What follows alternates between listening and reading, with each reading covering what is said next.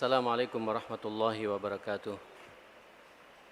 Alhamdulillah, summa alhamdulillah. Alhamdulillahilladzi anzala as-sakinata fi qulubil mu'minin liyazdadu imanan ma'a imanihim. Wa asyhadu an la ilaha illallah wahdahu la syarika lah. Wa asyhadu anna nabiyyana wa habibana wa qurrata a'yunina Muhammadan abduhu wa rasuluh. Arsalahu Allahu rahmatan lil alamin. Allahumma salli wa sallim wa barik wa tarahham ala hadzal nabiyyil karim wa ala alihi wa sahbihi wa man sara ala nahjihi wa taba'a sunnatahu ila yaumiddin. Ya ayyuhalladzina amanu taqullaha haqqa tuqatih wa la tamutunna illa wa antum muslimun. Allahumma inna hadha iqbalu laylik wa idbaru naharik wa aswatu du'atik faghfir lana jami'an ya rabbal alamin. Allahumma inna nas'aluka fahman nabiyyina wa hifdzal mursalin wa ilhamal malaikatil muqarrabin. Subhanaka la ilma lana illa ma 'allamtana innaka antal alimul hakim wa tub 'alaina innaka antat tawwabur rahim. Bismillahi tawakkaltu 'ala Allah. Wala haula wala quwata illa billah. Hadirin jamaah salat maghrib Masjid Al-Irsyad, begitu pula mitra muslim dimanapun berada. Tentu kita bersyukur malam ini, malam pertama kita memulai lagi kajian Tarbiyatul Aulad setelah sebelumnya kita off sejenak mengikuti siklus ruhiyah Ramadan. Kita telah ditempa oleh Allah Subhanahu wa taala melalui puasa, salat malam, membaca dan mentadabburi Al-Qur'an, iktikaf, munajat dan doa-doa kita, infak, sedekah dan zakat yang kita keluarkan, mudah-mudahan semuanya diterima oleh Allah Subhanahu wa taala. Dan tentu pula kita juga berdoa semoga pula dosa-dosa kita diampuni oleh Allah Subhanahu wa taala. Dengan harapan yang sangat tinggi, raja yang sangat tinggi kepada Allah Subhanahu wa taala, mudah-mudahan Allah memanjangkan umur kita semua sehingga kita bisa berjumpa dengan Ramadan yang akan datang, bahkan Ramadan banyak Ramadan. Dan andai kata Allah berkenan memanggil kita, mudah-mudahan kita semuanya husnul khatimah insyaallah. Amin Allahumma amin. Jamaah sekalian, pembahasan kita adalah pembahasan Tarbiyatul Aulad fil Islam, pendidikan anak dalam Islam. Muqaddimah dari kitab ini sudah kita bahas apa-apa yang perlu kita perhatikan terhadap anak kita. Ini sekedar mengingatkan saja, mumpung ini muqaddimah di tahun ini. Ingat, kalau kita berbicara masalah anak, berbicara masalah kita sendiri. Berbicara masalah anak, berbicara tentang amal jariah kita yang sebenarnya. Dan baik dan tidaknya anak ini, sekali lagi, walaupun kitab ini tuntas kita bahas, ujung-ujungnya kesimpulannya tetap berada pada kita, orang tua. Sebab mustahil orang tua yang tidak memiliki ilmu tentang mendidik anak akan mampu membesarkan anaknya menjadi anak yang saleh dan salihah. Mustahil anak itu ke depan menjadi generasi rabbani kalau kemudian istri yang mendampingi kita bukan istri yang salihah. Makanya sebelum kemana-mana, sebelum saya muqaddimai, di saat saya muqaddimai kajian kitab ini di beberapa bulan atau tahun yang lalu, saya selalu mengatakan, tanyakan pada diri kita, siapa kita ini? Sebab faqidus syai' la yu'ti. Orang kalau tidak memiliki sesuatu tidak akan bisa memberikan apa-apa. Jangan harap anak akan saleh kalau orang tuanya tidak qawam di tengah-tengah rumah tangganya. Jangan harap anak-anak kita menjadi anak-anak yang salihah kalau kemudian ibunya juga tidak salihah di tengah-tengah kehidupan rumah tangganya. Makanya dalam surat An-Nisa Allah juga mengingatkan tentang perpaduan dua pasangan ini. Jadi sebelum saya masuk, bahkan kita sudah masuk Pak di bab pertama sebenarnya, tanggung jawab pendidikan akidah. Sebelum kita masuk di bab ini, tanggung jawab ini, tanyakan pada diri kita, siapa saya ini? Pantas tidak saya nanti akan dihormati dan dihargai oleh anak-anak saya? Ini pertanyaan yang perlu kita jawab sendiri-sendiri jamaah sekalian. Siapa kita ini? Makanya Allah mengatakan harus dipadukan. Kadang-kadang ada ayahnya baik tapi ibunya tidak baik. Ada ayahnya, ibunya baik, ayahnya yang tidak baik. Ini juga tidak akan maksimal kita mendidik anak kita. Tapi juga ada sama-sama baik tapi lugu Pak. Tidak memahami tentang bagaimana mendidik anak. Ini juga tidak akan maksimal.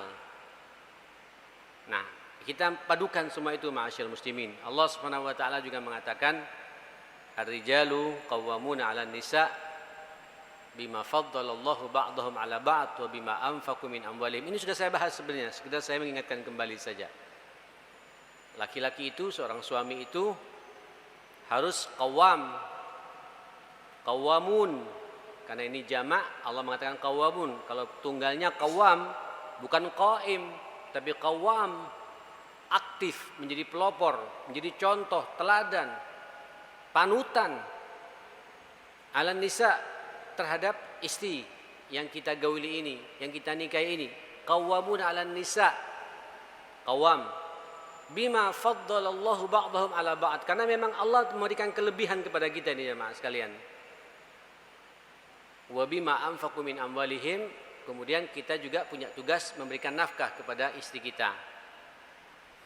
Saya masih ingat betul, silakan dilihat Pak, ini sudah episode yang keberapa ya akhi? Yang ke-26 atau 27 ini? Saya kurang tahu, silakan lihat saja nanti. Itu di awal-awal saya mengingatkan masalah ini, jamaah sekalian. Ya, bentuk bima faddalallahu ba'dahum ala ba'd, kelebihan kita ini harus melebihi apa yang dimiliki oleh istri kita. Aqidatan, secara akidah, wa tauhidan, dan iman tauhid kita, ya. Kemudian wa akhlaqan, kita juga harus punya nilai lebih secara moral, secara akhlak dibandingkan dengan akhlak istri kita. Wa ilman, kita juga harus punya nilai lebih dari sisi keilmuan dibandingkan ilmu yang dimiliki oleh istri-istri kita. Masya Allah. Ini semua Pak, termasuk juga wajasadan, secara fisik. Kita harus punya nilai tambah, nilai lebih. Jangan dibolak-balik Pak, suaminya sakit-sakitan, istri yang ngurus terus. Ini tidak akan maksimal. Tidak akan maksimal ma'asyal muslimin. Laki-laki itu sehat. Laki-laki itu harus punya nilai yang kokoh, dibanggakan oleh setiap istri jamaah sekalian. Inilah makna qawam. Ini harus ada pada masing-masing kita. Makanya tolong Pak, kajian-kajian di sini ini dari bicara ini saja jamaah sekalian sudah jelas Pak. Berarti kita butuh memahami bagaimana iman yang benar. Pak Ahmad, mudah-mudahan juga ini didengar oleh Ustaz Abdurrahman Baraja, seksi dakwah di sini. Harus ada kajian akidah di sini. Ya, minimal kita mulai dengan arkanul iman. Apa makna iman kepada Allah? Apa konsekuensi iman kepada Allah? Ya, apa yang membatalkan keimanan kita, yang merusak keimanan kita dan lain sebagainya. Kenapa kemudian kita sudah beriman kepada malaikat-malaikat Allah? Ada apa dengan malaikat ini kok sampai diletakkan posisi nomor 2 setelah iman kepada Allah? Ini iman ini Pak harus jelas. Kalau sampai tidak jelas, mustahil bisa mendidik anak kita menerapkan tauhidnya, imannya, sementara kita juga keropos ma'asyal muslimin. Karena sekarang ini banyak orang Pak lebih percaya kepada jin daripada percaya kepada malaikat. Lebih senang membahas jin daripada membahas malaikat. Dan malaikat ini adalah utusan Allah Subhanahu wa taala. Jibrilnya minimal 10 malaikat lah yang kita fahami itu. Ada apa? Lalu bagaimana sifat-sifat malaikat yang tidak disukai oleh malaikat? Bagaimana kita supaya bisa bersahabat dengan malaikat? Didoakan oleh malaikat. Itulah tujuannya jamaah sekalian. Sampai kita ini menjadi orang yang betul-betul utuh keimanan kita, ma'asyal muslimin. Setelah itu kemudian berbicara tentang al-iman bil kutub, dengan kitab-kitab Allah. Tentu kitab Allah yang paling utama untuk kita yakini adalah Al-Qur'anul Karim. Sebelum kita membahas kitab-kitab yang lain, harus berarti ada kajian tafsir di sini, Pak. Tafsir. Bahas tafsir di sini jamaah sekalian. Tafsir dari awal sampai terakhir. Tematik sih boleh-boleh saja ya, disesuaikan dengan situasi yang ada. Tapi yang paling penting tafsir awal. Minal Fatihah ilan Nas. Pelan-pelan kita kaji jamaah sekalian. Inilah sosok qawam, laki-laki yang qawam seperti itu. Dan alhamdulillah sebenarnya kalau tafsir ini jamaah sekalian, antum juga membacanya sekarang sudah terbuka lebar, Pak. Ya, bukalah HP itu, jangan hanya buka WhatsApp saja jamaah sekalian. Ya. HP, Pak, begitu buka pertama kali buka tafsir suratul Fatihah. Ngambil hari ini suratul Fatihah ayat pertama. Alhamdulillahirabbil alamin. Dan rasakan, Pak, keqawaman kita sebagai seorang laki-laki itu. Besok hari kedua Ar-Rahman Ar-Rahim. Tafsir, Pak, ada tafsirnya itu jemaah sekalian yang sudah diterjemahkan ke bahasa Indonesia, baik Ibnu Katsir atau tafsir yang kontemporer yang ditulis oleh ulama-ulama pergerakan dan lain sebagainya. Silakan baca itu. Kaitkan dengan kondisi kita secara pribadi. Seakan-akan ayat itu turun kepada saya pribadi. Bagaimana ini, ma'asyal muslimin? Iyyaka na'bud wa iyyaka nasta'in. Kenapa disebut iyyaka dulu? Baru na'bud, bukan na'budu iyyaka. Ada apa ini? Tafsiri ini, ma'asyal muslimin. Oh, ini kalau sampean satu pekan, Pak, nanti sudah memahami Al-Fatihah. Jadi setiap baca Fatihah nyambung, Pak. Sampean kan nangis ketika imamnya suaranya bagus saja, Pak, kayak Ustaz Fahmi ya. Kadang-kadang nggak paham itu apa maknanya itu jamaah sekalian. Ya untunglah dengan irama itu, karena ini mukjizat Al-Qur'an. Kadang-kadang kita tidak paham dengan irama dan suara yang bagus, larut kita ini, Pak. Lalu bagaimana kalau sampean memahami itu? Waduh, luar biasa. Ikhwatal iman, setelah itu beriman kepada Rasul-Rasul Allah Subhanahu wa taala. Baca Qisasul Anbiya. Baca sejarah para nabi. Harus ada kajian siratun Nabi sallallahu alaihi wasallam di sini, ma'asyal muslimin. Untuk menunjukkan keqawaman kita nanti. Bima faddalallahu ba'dahum 'ala ba'd. Memahami itu tentang sejarah Rasulullah sallallahu alaihi wasallam. Setelah itu sejarah Nabi Allah Isa, sejarah Nabi Allah Musa, sejarah Nabi Allah Ibrahim, sejarah Nabi Allah Nuh. Minimal kita utuh dalam kepala kita ulul azmi itu. Beda rasanya, ma'asyal muslimin. Semangat kita semangat para anbiya, ma'asyal muslimin. Semangat kita, Pak, semangat para nabi. Dalam semangat dakwahnya, semangat siap memikul beban kehidupannya, siap menerima benturan hidup. Wah, luar biasa. Baru setelah itu apa? Al-iman bil yaumil akhir. Antum diajak untuk punya orientasi akhirat. Ini keqawaman kita, saudara sekalian. Sehingga, Pak, nanti kita berumah tangga tahu betul, saya hidup ini belum tentu bisa sampai bergandengan dengan ibunya sampai 60 tahun, sampai 70 tahun. Berarti saya mempersiapkan diri saya ini, dan rumah tangga ini merupakan sarana bagi saya, sangu saya ke akhirat nanti. Subhanallah. Tapi kebanyakan di antara kita, Pak, tidak memahami ini. Hidup di dunia seakan-akan hanya hidup di dunia saja. Padahal beberapa contoh sudah cukup banyak, Pak, ya, orang meninggal dunia. WhatsApp kita hampir tiap hari, Pak, berita inna lillahi wa inna ilaihi raji'un. Ada enggak, Pak? Nanti sekali waktu yang tertulis di nama itu adalah namaku nanti. Inna lillahi wa inna ilaihi raji'un, telah meninggal dunia Ustadz Muhammad Saleh Drehem. Gak tahu kita, Pak. Ya mudah-mudahan panjang umur ya. Ya, kalau bisa sampai 60, 70, 80, kalau perlu 100 tahun kalau bisa. Tapi kita tidak tahu ini rahasia Allah Subhanahu wa taala, ma'asyar muslimin. Pertanyaannya apa persiapan kita? Dalam rukun iman itu al-iman bil yaumil akhir, iman pada hari akhirat. Karena manusia yang cerdas tidak hanya berpikir di dunia. Dunia adalah mazra'ah lil akhirah. Ini ladang bagi kita, Pak. Untuk kita bercocok tanam, nanti kita akan petik di akhiratnya Allah Subhanahu wa taala. Apa yang kita tanam di dunia ini, ma'asyarul muslimin? Wasilah lil akhirah, wasilah kita Pak, sarana kita menuju akhiratnya Allah Subhanahu wa taala. Nanti di akhirat itu mukaddimahnya ya mati. Setelah itu masuk ke alam kubur. Setelah itu nanti kita masuk di padang mahsyar. Setelah itu kita nanti dipertemukan dengan hari akhirat yang cuma ada dua kemungkinan, surga atau neraka. Di mana kira-kira Pak? Dan sekarang sampean sudah bisa melihat Pak, kira-kira kalau saya mati kemana itu? Yang bisa menjawab diri kita sendiri jemaah sekalian. Oh nangis Pak sampean Pak. Menangis kita Pak. Kalau teringat mati saja selesai sudah kita ini Pak. Nanti ilmu yang kita bangga-banggakan, fulus yang kita tumpuk-tumpuk, posisi yang sudah kita raih, semuanya minggir Pak. Tidak akan dibawa ke alam akhirat kita. Apa yang dibawa? Ya amal kita Pak. Tinggal kita tanya, ilmu itu bisa kita amalkan tidak? Fulus yang kita punya bisa kita aplikasikan tidak di lapangan untuk beramal saleh. Jabatan yang kita punya bisa enggak kita mengeksekusi masalah demi tegaknya agama Allah Subhanahu wa taala. Dan begitu seterusnya. Ini qawam Pak. Bima faddalallahu ba'dahum ala ba'd. Kita dipunya kelebihan. Perhatikan Pak. Kita harus lebih dari sisi iman, dari sisi akhlak, dari sisi keilmuan, dari sisi fisik. Baru setelah itu Allah mengatakan wa bima anfaqu min amwalihim, dan dari apa yang aku nafkahkan kepada mereka. Jadi memang tugas kita Pak mencari ma'isyah, mencari penghidupan, tugas kita kaum laki-laki, bukan tugas istri. Jangan dibolak-balik. Ya. Tugas kita laki-laki mencari nafkah. Wa bima anfaqu min amwalihim. Baru setelah itu Allah langsung mengatakan fasalihat. Langsung mendapatkan partner perempuan yang salihah. Qanitatun hafizatun lil ghaibi bima hafidallah. Itu pasti jamaah sekalian. Maka siapa salihat itu?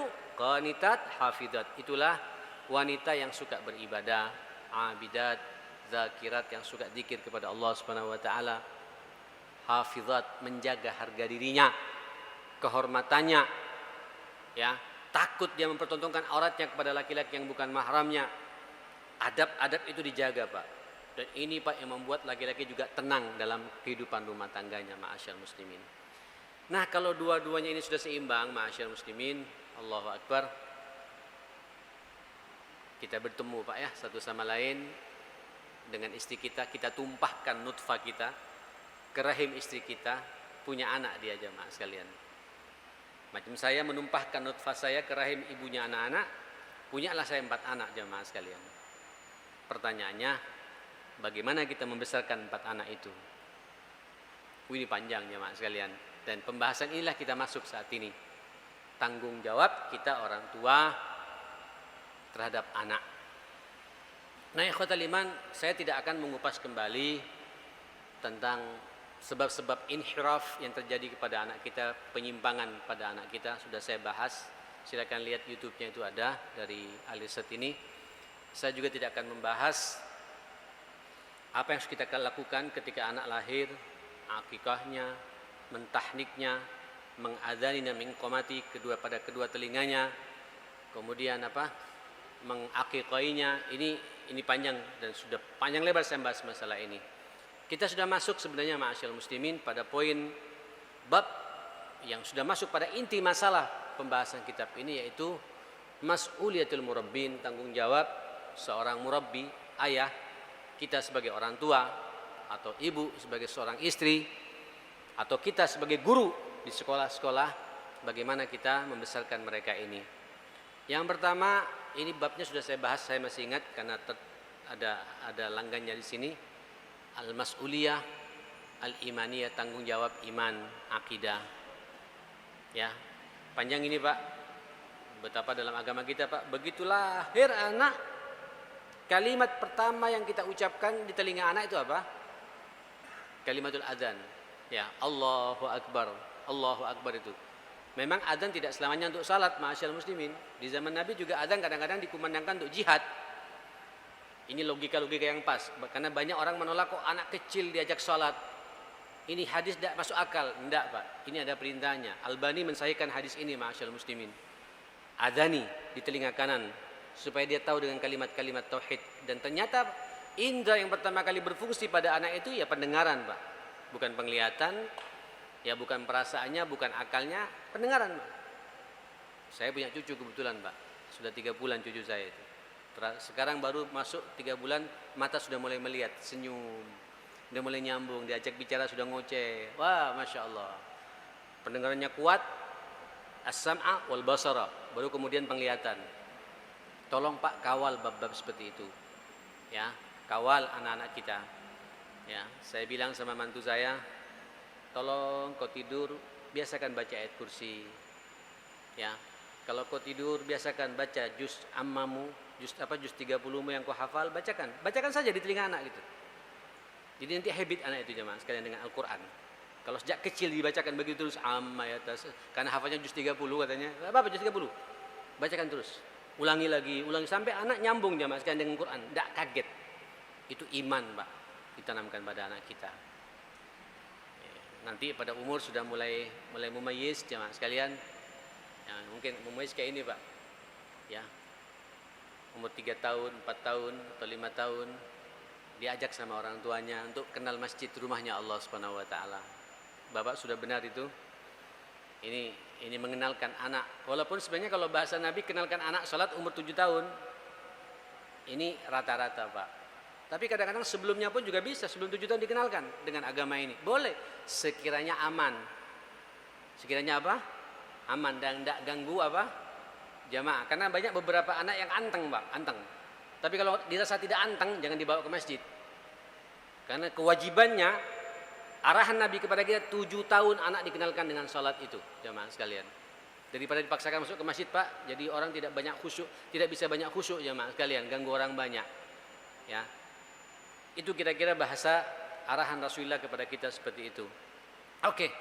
Terus kita masuk pada tema yang kedua, yaitu at-tarbiyah, mas'uliyah at-tarbiyah al-khuluqiyah. Setelah kita bicara iman tuntas, baru kita sekarang masuk bagaimana membahas tanggung jawab kita orang tua menanamkan nilai-nilai akhlak kepada anak-anak kita.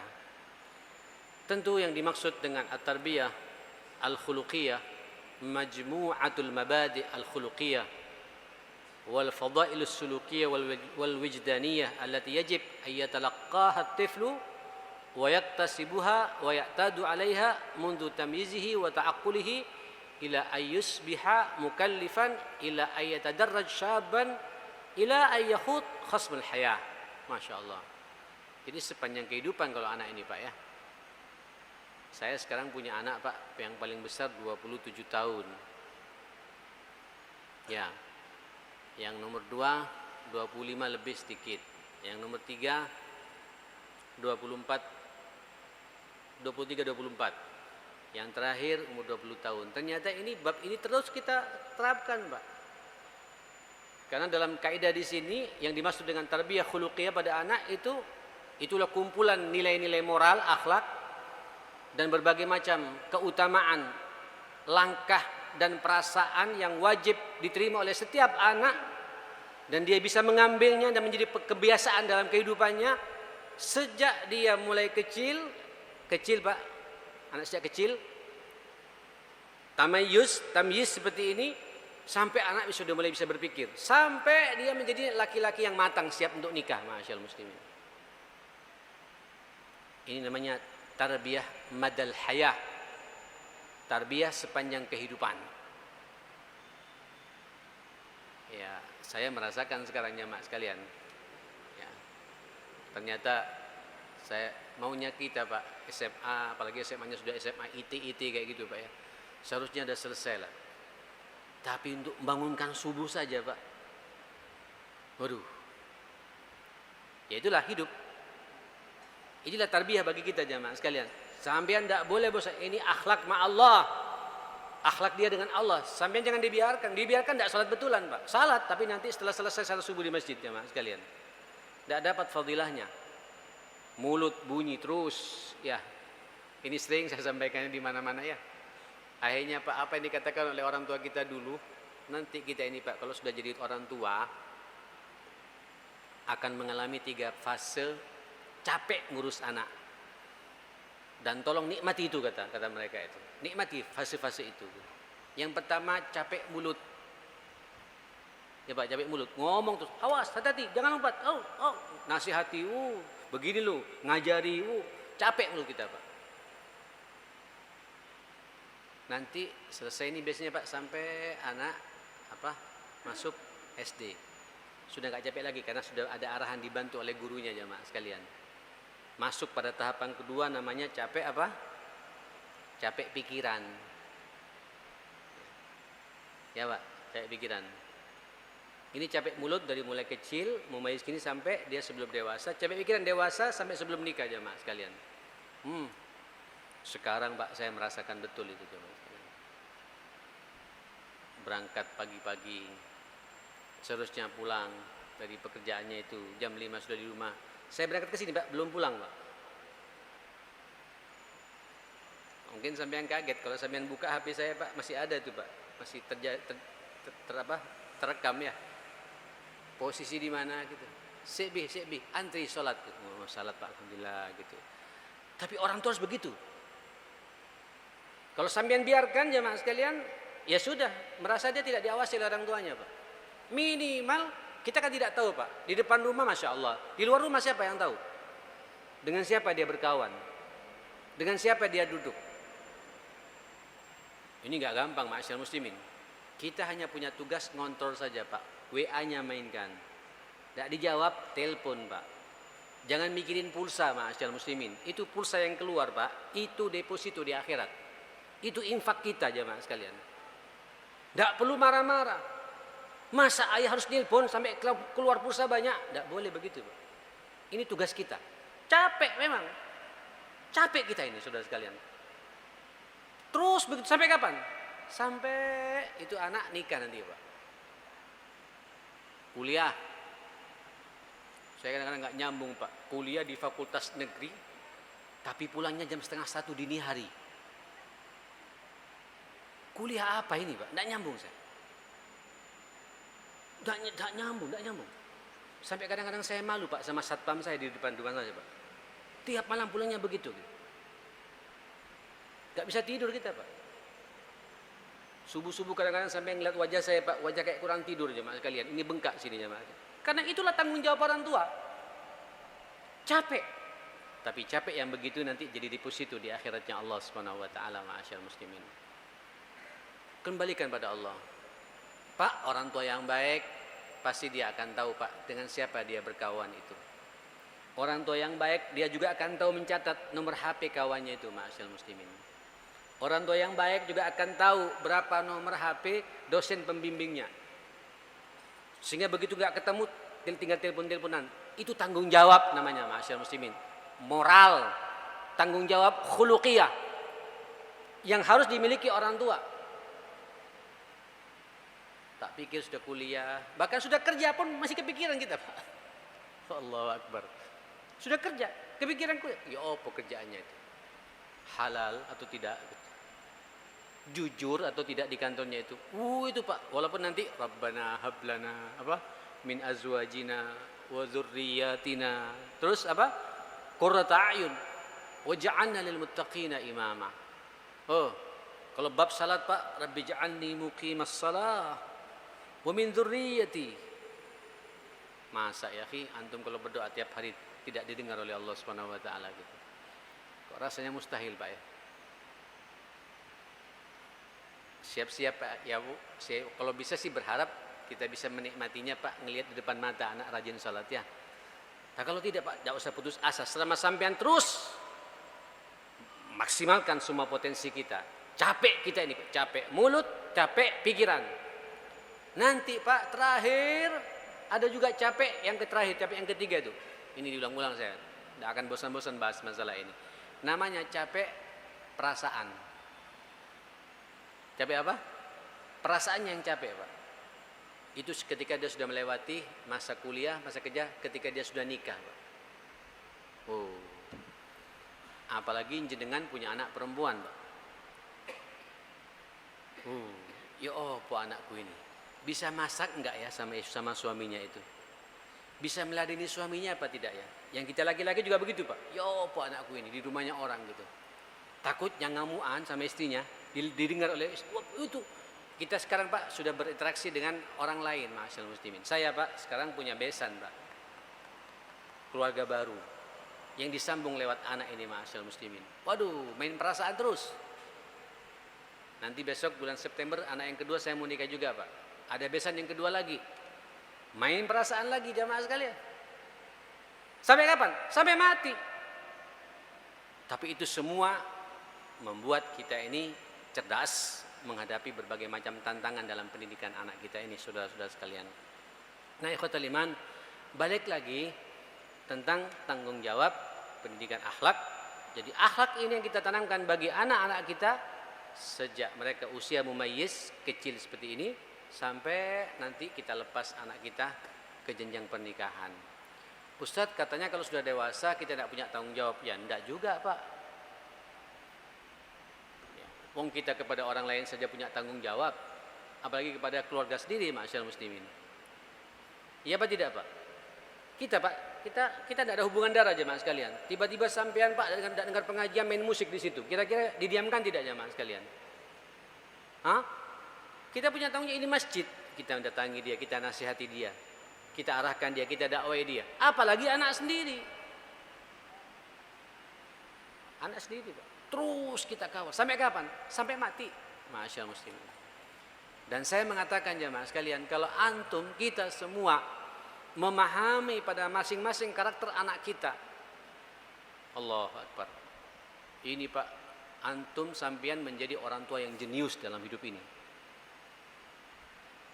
Cerdas. Piawai ngelola masalah. Saya yakin Pak, coba lihat yang punya anak satu, punya anak dua, punya anak tiga, apalagi anaknya lebih dari 3, 4 macam saya, atau yang 6 Pak. Masing-masing akhlaknya, karakternya, tabiatnya beda-beda Pak. Ya, yang satu sekut Pak, apa sekut ini? Diam, anteng, hobinya baca buku. Gitu. Kalau dipanggil nyaut gitu. Tapi nggak care Pak pada bab-bab sosial gitu teman. Nyambung. Tapi begitu dikenalkan nyambung jemaah sekalian. Inilah peran-peran orang tua jemaah sekalian. Yang satu lagi yang nomor 2 super. Top supernya jemaah sekalian. Yang nomor 3 super cuek. Yang nomor 4 rahasia jemaah sekalian. Apa rahasia ini Pak? Childish. Yang nomor 5 waduh. Anaknya Umi. Anaknya Abi atau anaknya siapa? Nomor 6 itu bagaimana kita ngelola semua itu jemaah sekalian. Sehingga antum nanti masuk rumah Pak, itu langsung antum bisa bermain jemaah sekalian. Bagaimana meluruskan akhlak anak nomor pertama, akhlak anak nomor 2, akhlak anak nomor 3, akhlak anak nomor 4, akhlak anak nomor 5, nomor 6. Saya tidak bisa bayangkan bagaimana Pak, kayak saudara kita di Palestina Pak ya. Anaknya 12, 13 dalam kondisi perang Pak. Tapi bisa membuat mereka hafal Quran semuanya, ma'asyiral muslimin. Tak nyambung kayak Pak, tak nyambung. Ya memang selidik punya selidik, balik lagi Pak, balik pada orang tuanya memang Pak. Tenang. Ibunya tuh Pak nggak ngamuan, nggak nuntutan uang belanja berlebihan pada suaminya gitu. Tapi suaminya juga tidak medit Pak. Masya Allah, aktivis, pergerakan, bisa megang senjata saat perang. Nyambung Pak. Ya kita ini kan serba rehat semua jemaah sekalian gitu. Mohon maaf jemaah sekalian, ayo tanyakan Pak yang duduk kita, termasuk yang berbicara ini. Mana yang lebih banyak sampean duduk dengan orang dan duduk dengan anak kita jemaah sekalian. Termasuk yang berbicara ini. Sekarang saja Pak 1 jam kayak gini Pak, saya duduk dengan sampean. Saya tidak pernah Pak duduk dengan anak ngaji seperti ini. Itu pun kayak kemarin Senin Pak, ngajaknya itu ya Allah. Ini malam Senin pengajiannya Abi. Tidak ada yang paling membanggakan dari Abi ketika ngelihat anaknya Abi duduk di saf kedua, ketiga mendengarkan pengajiannya Abi. Pak, kalau anak sudah mendengarkan pengajian orang tuanya berarti dia berkenan Pak dengan omongan orang tuanya gitu. Kan begitu logikanya Pak. Tapi kalau kemudian menghilang, berarti ada sesuatu Pak antara dia dengan orang tuanya. Ma'asyiral muslimin. Itu logika ringannya begitu. Sampai saya nanya Pak, kenapa tidak mau ngaji? Bosan tak dengan omongannya Abi gitu. Ya saya paham Pak, ada acara sana, acara sini. Ya waladi, saya bilang, ini lebih penting, lebih barokah. Malaikat turun mendoakan. Nanti langkah-langkahmu di kampusmu itu diberkahi pula oleh Allah. Ngaji sebentar. Paling 35 menit kan Pak? Tidak lebih, tidak kurang gitu. Habis ya? Masih ada waktu ya? Ini terlambat kayak jamnya ya. Saya tambah 2 menit, 3 menit lagi jamaah sekalian. Jadi balik lagi, ayo Pak manfaatkan. Ayo bagaimana kita menanamkan moralitas, akhlak untuk kita tanamkan kepada anak-anak kita. Ini tentu perlu ilmu. Nah saudara sekalian rahimakumullah. Wa mimma la syakka fihi wa la jidala ma'ah anna al-fadail al-khuluqiyah wa sulukiyah wal wijdaniyah hiya thamratun min thamaratil imanir rasikh wa tansyi'atid diniyah sahihah. Memang nanti moral-moral yang kita tanamkan itu tentu ini merupakan buah Pak dari iman yang kita miliki. Iman sudah kita tanamkan buat anak-anak kita, kemudian mereka tumbuh dengan nilai-nilai agama, itu otomatis jamaah sekalian. Berarti jangan lupa Pak, ini satu keterkaitan yang tidak bisa dipisahkan. Bab pertama yang sudah saya bahas di beberapa bulan yang lalu, lihat episode ya sebelumnya Pak, sebelum ini, bagaimana kita menanamkan nilai iman kepada anak-anak kita. Diajak ke masjid, diajari baca Quran, ya, ketika ada kegelapan dan lain sebagainya, dibuat anak tidak takutnya hanya kepada Allah Subhanahu wa taala, sehingga anak itu Pak punya karakter jemaah sekalian. Ya, dan itu nanti sampean lebih gampang lagi menanamkan nilai akhlak kepada anak-anak kita jemaah sekalian. Pasti ya, dengan izin Allah Subhanahu wa taala. Sebab mustahil akhlak akan muncul dengan benar kalau imannya keropos. Tapi kalau iman kokoh, masuk tarsikhil akidah pada anak-anak kita, nanti menanamkan moral dan akhlak, lebih mudah bagi kita untuk kemudian kita menanamkan kepada anak-anak kita seperti itu. Baik, sudah adzan jamaah sekalian, ini baru mukaddimah. Insyaallah di pertemuan yang akan datang saya detilkan lagi hal-hal penting yang perlu kita perhatikan, berbicara masalah akhlak yang perlu kita tanamkan pada anak-anak kita. Karena nanti jamaah sekalian, saya sering mendapatkan di lapangan anak-anak kita ini Pak, Masya Allah, fenomena dusta, fenomena mencuri, ini kan masalah moral semua Pak ya. Fenomena mengumpat, menghardik, fenomena muyul, wal inhilal, al-muyu'ah ini Pak, kalau perempuan tomboy, kalau laki-laki